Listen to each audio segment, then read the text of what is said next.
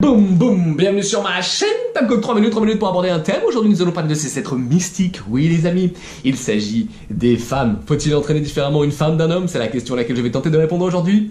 Let's go. Commençons par la composition corporelle. Tout d'abord mesdames, vous avez une masse musculaire du haut du corps moins importante que la nôtre et une répartition des fibres musculaires, que vous soyez une femme ou un homme, quasi identique entre les fibres musculaires de type 1 à effort lent et les fibres musculaires de type 2 à effort rapide.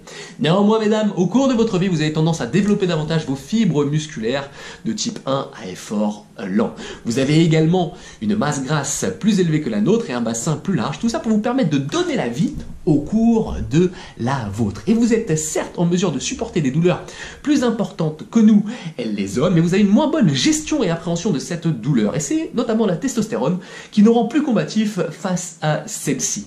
Concernant maintenant la force, eh bien vous avez une force équivalente aux 2/3 de la nôtre et une force absolue du bas du corps qui se rapproche de celle des hommes. Néanmoins, lorsqu'on observe ces rapports de force par section transversale musculaire, eh bien, cet écart est finalement peu significatif et tend à se réduire. Alors, qu'est-ce que ça signifie, ce charabia?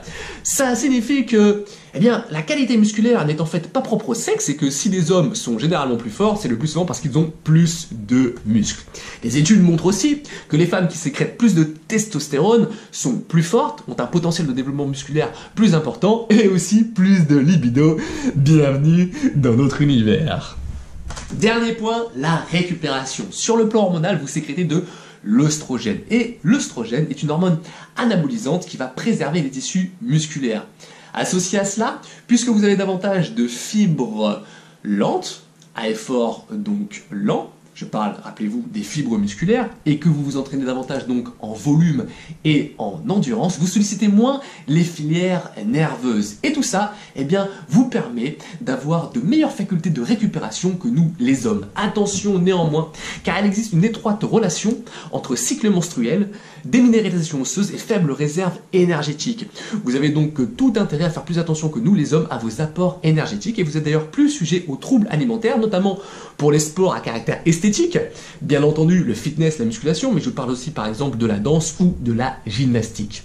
Alors, faut-il entraîner différemment une femme d'un homme? Eh bien non, car il peut exister plus de différences entre deux femmes et deux hommes qu'entre une femme et un homme. Et il est beaucoup plus intéressant de prendre en compte finalement l'individu que le sexe. Et c'est d'ailleurs souvent, eh bien, l'objectif ou la demande qui est différente, bien que l'objectif tente à être le même lorsqu'on parle de sport de haut niveau. Mais puisque je suis un super coach, mesdames, je vais quand même vous faire, eh bien, une suggestion de plan d'entraînement type pour femmes. Vous m'en direz des nouvelles, c'était Timecock.